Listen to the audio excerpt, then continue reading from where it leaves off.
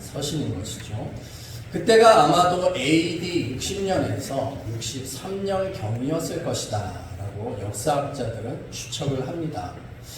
오늘 우리가 읽었던 골로새라고 하는 이곳이 어떤 곳에 있는 것인지 우리 한번 PPT 지도를 한번 보도록 하겠습니다.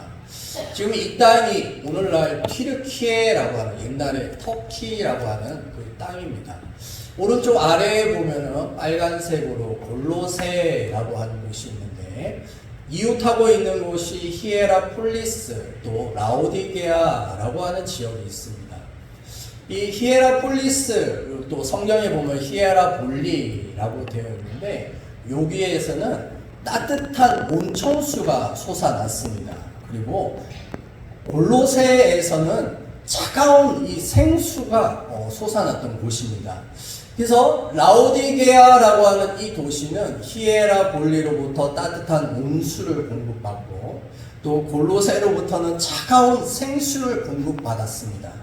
그래서 요한계시록 3장에 보면 라오디게아 교회에 대해서 예수님께서 말씀하시기를 너희의 신앙이 차든지 뜨겁든지 해라 라고 말합니다. 그러면서 뜨뜻미지근하면 내가 토해내 버리리라 라고 하시는 말씀이 있는데 바로 이런 지역적인 배경 속에서 나오는 말씀입니다. 차갑든지 뜨겁든지 하라 라고 하는 말씀처럼 하나님을 향하여서 열정적인 신앙을 가져라 라고 말하는 것이죠. 사도 바울에게는 그런 열정을 가지고 있는 믿음의 동력자들이 많이 있었었는데 오늘 본문을 통해서 그 중에서 3명을 보도록 하겠습니다. 그 첫 번째 사람이 누구냐면 바로 두기고입니다. 두기고는요, 이 골로새서라고 하는 이 편지를 가지고서 골로새 교회에 전달해 주었던 사람이었습니다. 골로새 교회를 개척한 사람은 에바브라라고 하는 사람입니다. 근데 이 교회가 개척이 되어지고 성도들이 신앙의 훈련을 잘 못 받다 보니까 이상한 철학에 마음이 끌리기도 하고 이단 사상에 빠지기도 했었습니다. 그래서 이 교회를 개척했던 에바브라가 멀리 로마까지 와가지고 감옥에 갇혀 있었던 이 바울에게 자신의 교회 성도들을 좀 바른 신학으로 가르쳐 주십시오 라고 하는 요구를 합니다. 그래서 바울은 골로새서라고 하는 이 편지를 써가지고 그 골로새 성도들에게 예수 그리스도가 누구신지에 대해서 말씀을 전합니다. 예수 그리스도는 창조의 근원이시다 라고 말합니다. 예수 그리스도는 하나님의 영광의 광채시다 라고 말씀합니다. 예수 그리스도의 십자가는 하나님과 우리를 화해시키고 하나로 만드셨다 라고 말씀합니다. 그러므로 예수 그리스도 안에 있는 감춰져 있는 비밀의 보화와 지식들을 너희가 알기를 원한다 라고 말씀합니다. 뿐만 아니라 그리스도의 말씀이 너희 마음속에 풍성히 거해서 서로를 가르치고 권면하도록 너희가 자라가라 라고 말씀하고 있는 것이지요.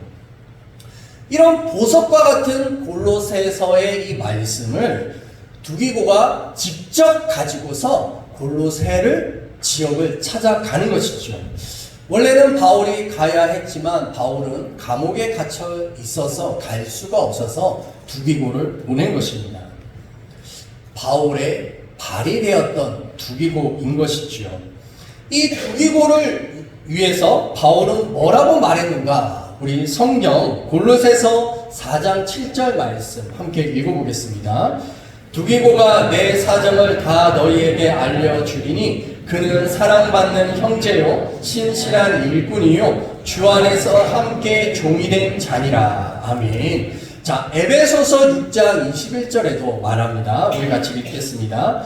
나의 사정 곧 내가 무엇을 하는지 너희에게도 알려 하노니 사랑을 받은 형제요 주 안에서 진실한 일꾼인 두기고가 모든 일을 너희에게 알리리라. 아멘.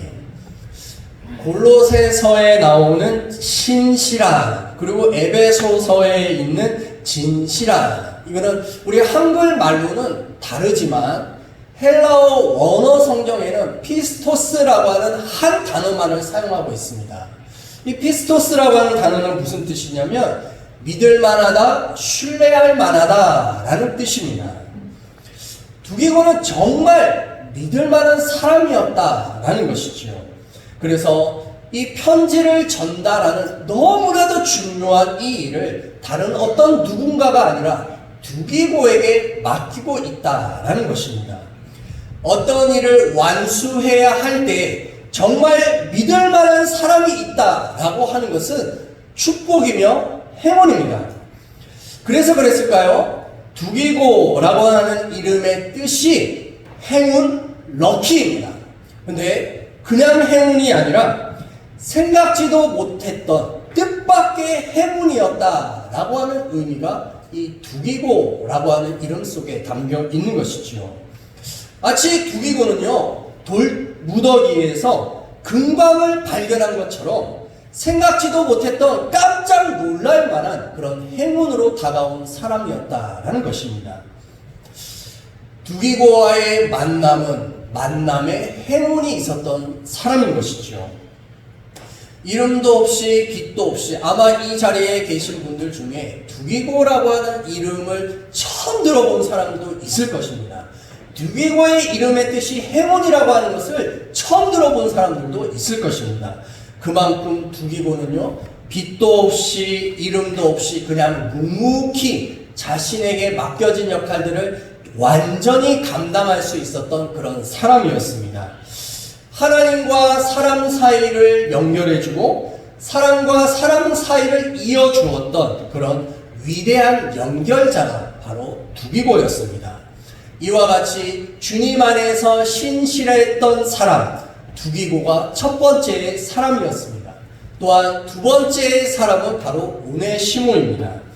신실하고 사랑을 받는 형제라고 말하는데요. 이 오네시모를 빌레몬서 1장 10절에서는 갇힌 자 중에 나온 아들이라고 표현을 하고 있습니다.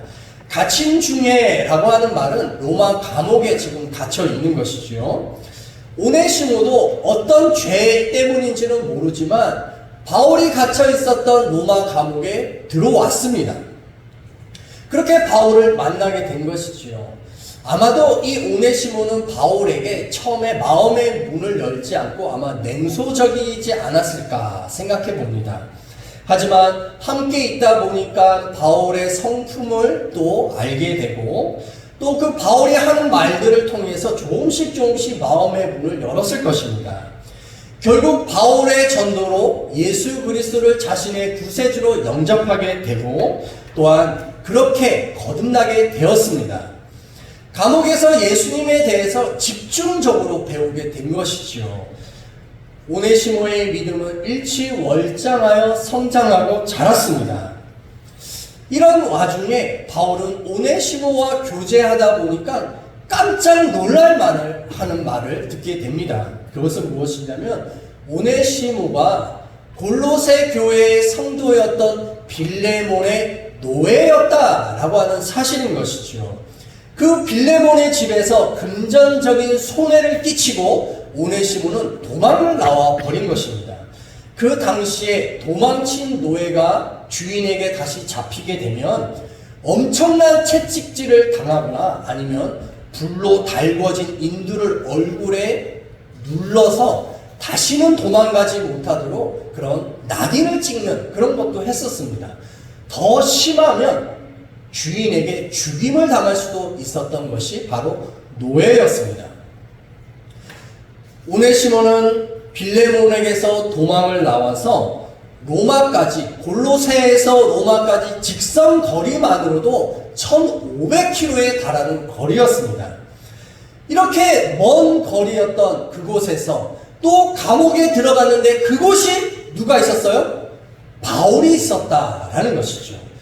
이것은 우연치고도 너무나도 기가 막힌 우연입니다. 그래서 믿음을 가지고 있는 사람들은 이런 우연을 우연이라고 하지 않고 하나님의 필연이다 라고 말하는 것이죠. 그러므로 주님 안에서는 그 어떤 것도 우연이란 없습니다.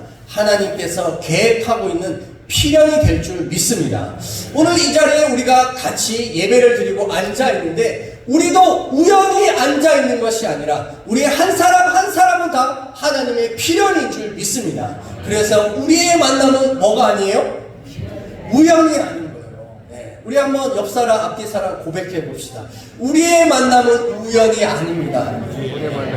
우리의 만남은 절대 우연이 아닙니다. 하나님께서 계획하시고 예정하신 하나님의 필연인 줄 믿습니다. 그래서 이 오네시모가 이름의 뜻도 보면은 와 진짜 이것이야말로 진짜 하나님의 필연이구나 라고 하는 것을 깨닫게 되는데, 오네시모의 이름의 뜻이 유익하다, 도움이 되다 라는 뜻입니다. 오네시모가 처음부터 유익했고 도움이 됐을까요? 절대 그렇지 않습니다. 오네시모는요, 주인이었던 빌레몬에게 아무짝에도 소용이 없었던 그런 무익한 사람이었습니다. 우리 함께 빌레몬서 1장 11과 12절 같이 읽어보겠습니다. 그가 전에는 내게 무익하였으나 이제는 나와 내게 유익함으로 내가 그를 돌려보내느니 그는 내 신복이라. 아멘.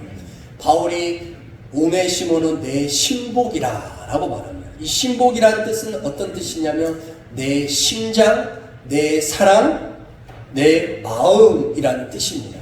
그러므로 감옥에서 낳은 아들이라 라고 하는 이 오네시모가 어쩌면 바울에게 있어서는 자신의 심장이라도 꺼내줄 수 있었던 그런 사람이었다라는 것이죠. 빌레몬 너에게는 예전에는 무익한 사람이었을지 모르지만 그러나 예수를 만나 거듭난 오네시모는 이제는 더 이상 무해한 사람이 아니라 유익한 사람이다 라고 바울은 고백하고 있는 것입니다. 아마도 오네시모는 그렇게 예수님을 만나서 바뀌게 된 것이죠. 그러므로 복음을 만난 사람은 반드시 변화하게 되어 있습니다. 믿으십니까? 어떤 사람은 말합니다. 사람은 절대로 바뀌지 않더라. 이 말은요, 반은 맞고 반은 틀린 말입니다. 타고난 기질과 성격은 바뀌지 않습니다. 하지만 예수님을 만나면 품성이 바뀌게 되고요, 인성은 자라가게 되어 있습니다. 우리도 마찬가지지요. 우리도 예수님 만나기 전에는 무익한 사람이었어요. 아무짝에도 쓸모없는 사람이었습니다. 하지만 예수님을 만나 복음 앞에서 점점 변화되어 가고 있는 줄 믿습니다. 그러므로 우리가 함께 신앙생활하고 있는 이 공동체, 이 믿음의 사람들, 우리 서로에게 오네시모와 같이 유익하고 도움이 되는 사람으로 성장해 가게 될 줄 믿습니다. 이것이 바로 두 번째 오네시모의 모습입니다. 마지막 세 번째는 누구냐면 바로 마가입니다. 마가는 정말 드라마틱한 사람이었습니다. 120명의 성도들이 모여 기도했던 오순절 마가의 다락방의 그 마가가 바로 그 마가입니다. 또한 마가복음이라고 하는 이 마가가 바로 그 마가이다 라는 것이죠. 이런 위대한 마가는 처음부터 위대한 사람이 아니었습니다. 바울과 바나바는 1차 선교 여행을 떠나기 위해서 준비하고 있었습니다. 그때 바나바는 자신의 조카였던 마가를 데려가기를 원했습니다. 바울도 흔쾌히 승낙했습니다. 왜냐하면 선교 여행에 많은 팀이 있으면 더 유익하고 도움이 되기 때문인 것이죠. 우리 한번 PPT 한번 사진을 보겠습니다. 바나바와 바울과 마가는 배를 타고 밤빌리아 버가라고 하는 곳에 도착합니다. 여러분 지도의 가운데 파란색으로 동그라미 되어 있는 거 버가 혹시 보이십니까? 예, 그곳이 배를 타고 도착한 밤빌리아 버가였습니다. 이 버가에서 어디로 가야 되냐면 그 위쪽에 보면은 비시디아 안디옥이라고 하는 곳이 있습니다. 이곳에 가는 것이 선교의 목표, 1차 목표였습니다. 근데 버가와 비시디아 안디옥 사이에 무엇이 있었냐면 오른쪽에 타원형으로 되어 있는 타우루스 산맥이라고 하는 게 혹시 보이십니까? 네, 이 타우루스 산맥이라고 하는 것이 거의 600km에 걸쳐서 누기아라고 하는 지방까지 마치 병풍처럼 들여져 있었던 산맥입니다. 우리나라를 보면 우리나라는 무슨 산맥이 있죠? 태백산맥이 있잖아요. 네, 그것처럼 타우루스 산맥이 병풍처럼 쳐져 있는데 타우루스 산맥의 보통의 봉우리가 1100m입니다. 가장 높은 그 봉우리는 3700m에 이르는 만년설이 덮여있는 그런 산이었습니다. 우리 쌍봉산 몇 미터인 줄 아세요? 한 110m 정도가 됩니다. 예. 그 쌍봉산 높다고 안 올라가시는 분들도 계시잖아요. 예. 한 번도 안 올라가 본 분들도 있더라고요. 높다고 안 올라가는 110m의 쌍봉산, 지금 타우루스 산맥의 그 봉우리가 몇 미터라고요? 보통 1100m. 쌍봉산의 10배의 높이입니다. 자, 이 산맥 앞에 서 있는데 사진 한 장 더 넘겨주시면 이게 바로 타우루스 산맥입니다. 여러분 어때요? 올라가 볼만 하겠죠? 네. 이 산맥을 지금 바울과 바나바와 마가가 보고 있는 거예요. 마가가 어떻게 했을까요? 우리 사도행전 13장 13, 14절 우리 함께 읽겠습니다. 바울과 및 동행하는 사람들이 바보에서 배 타고 밤빌리아에 있는 버가에 이르니 요한은 그들에게서 떠나 예루살렘으로 돌아가고 그들은 버가에서 더 나아가 비시디아 안디옥에 이르러. 자, 이 요한이라고 하는 이것은 히브리식으로 부르는 이름입니다. 이 요한을 마가라고 부르는데 이것이 헬라식 말이에요. 그래서 마가 요한이라고도 부르기도 하죠. 결국 이 요한이라고 하는 이 사람이 누구더라? 마가인 것입니다. 마가가 어떻게 했어요? 예루살렘으로 돌아가 버렸다. 왜 돌아갔는지에 대해서 성경은 아무런 설명을 하지 않습니다. 다만 눈앞에 펼쳐져 있는 너무나도 높은 타우루스 산맥을 보면서 고난의 선교를 감당하지 못해서 돌아간 것은 아닌가라고 하는 추측을 해보는 것이죠. 하지만 바울과 바나바가 2차 선교 여행을 준비하는 과정 속에서 바울이 이 돌아가버린 마가에 대해서 어떤 마음을 가지고 있는지를 알 수가 있습니다. 2차 선교 여행을 준비하면서 바나바가 자기의 조카 마가를 또 데려가기를 원했습니다. 그랬더니 바울이 어떻게 했을까요? 자, 우리 사도행전 15장 38, 39절 말씀 함께 읽겠습니다. 바울은 밤빌리아에서 자기들을 떠나 함께 일하러 가지 아니한 자를 데리고 가는 것이 옳지 않다 하여 서로 심히 다투어 피차 갈라서니. 아멘. 바울이 지금 마가에 대해서 어떤 상태인 걸 알 수가 있어요? 화가 많이 나는 것을 알 수가 있잖아요. 아니, 선교 여행에 동참했다가 중간에 돌아가 버리는 이런 놈이 어디 있어? 라고 하는 분노가 있었던 것이죠. 그래서 2차 선교 여행 때는 절대로 안 돼! 라고 말합니다. 하지만 바나바는 자기의 조카를 어떻게든 이 선교 여행에 데려가고 싶었습니다. 하지만 이것으로 인해서 바울과 바나바는 피차 심히 싸웠다. 말싸움한 것이죠. 그래서 결과가 어떻게 됐습니까? 됐어!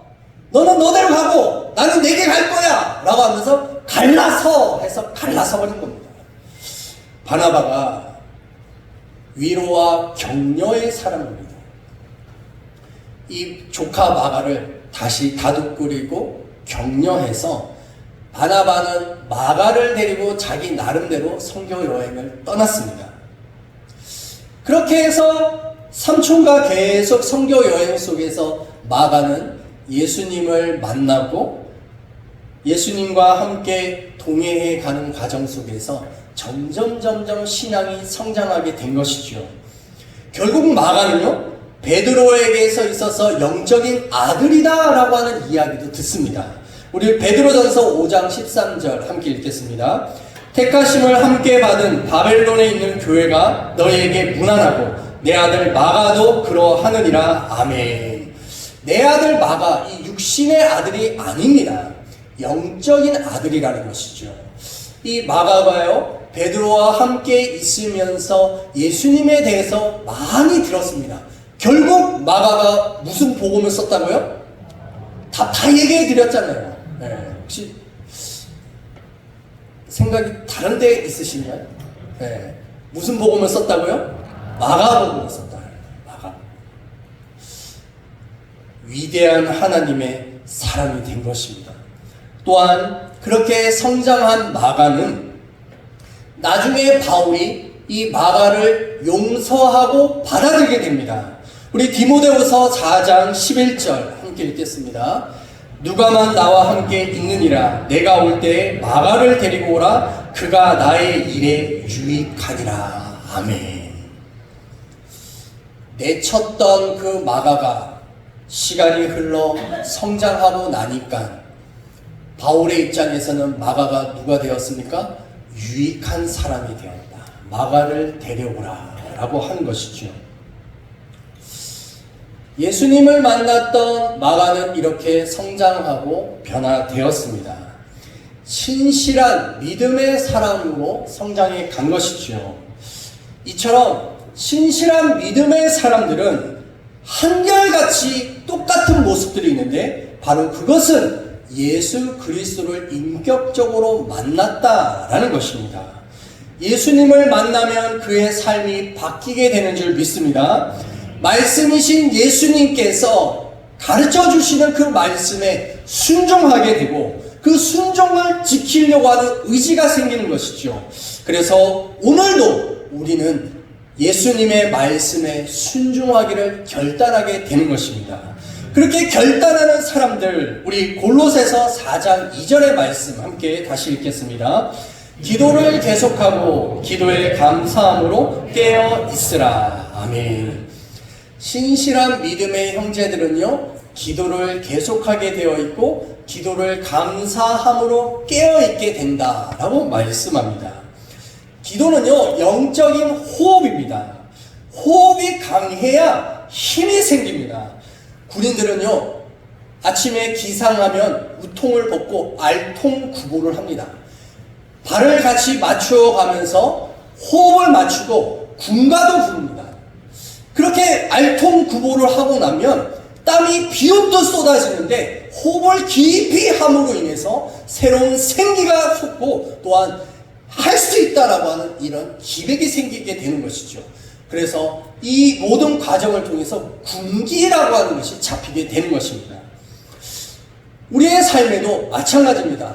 기도가 계속되어질 때 우는 사자와 같이 달려드는 악한 마귀들에 대해서 우리는 대적할 수 있고 그것들과 싸워 이길 수 있는 능력이 생기는 줄 믿습니다. 그러므로 우리의 인생이 시간을 허비해서는 안 된다라는 겁니다. 어떤 사람은요, 돌고 돌아서 결국 제자리로 오는 사람이 있어요. 너무 안타깝습니다. 그 세월을 허송세월 다 보내고 리셋시킨다라는 것이죠. 하나님께서는 우리에게 그걸 원하지 않습니다. 하나님은 우리에게 기도를 계속하고 기도를 함으로 인해서 깨어있는 그 삶을 통하여서 우리가 성장할 뿐만이 아니라 또 다른 사람들을 세우고 격려하고 위로하여서 그들도 함께 하나님의 백성 만들어가는 그 세월을 살기를 주님은 우리에게 명령하시는 것입니다. 그래서 5절을 보면 지혜로 행하여 세월을 아끼라 라고 말씀합니다. 이 세월을 아낀다 라고 하는 것은 어떤 의미냐면 시간을 살아 시간을 벌어라 라고 하는 뜻입니다. 똑같은 시간 1년, 2년, 10년, 20년을 똑같은 시간을 보내는 것 같지만 어떤 사람은요 시간을 활용하여서 남들이 10년 갈 길을 20년, 30년 먼저 갈 수 있는 사람들이 있다라는 것이죠.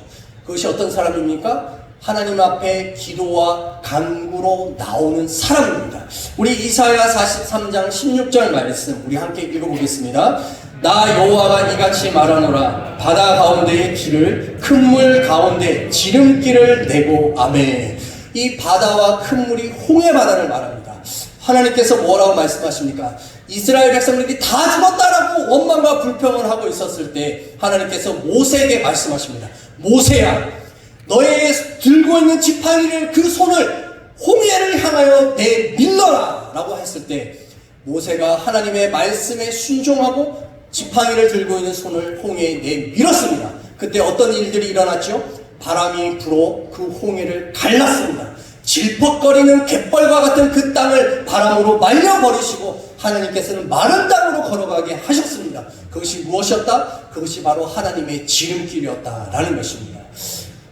이 홍해 바다 앞에 원망과 불평을 했다면 이 사람들은 다 죽었거나 아니면 홍해 바다를 둘러 돌아갔을 것입니다. 하지만 하나님의 말씀에 순종했을 때 가장 짧은 최단거리 지름길로 걸어가게 하신 것이지요.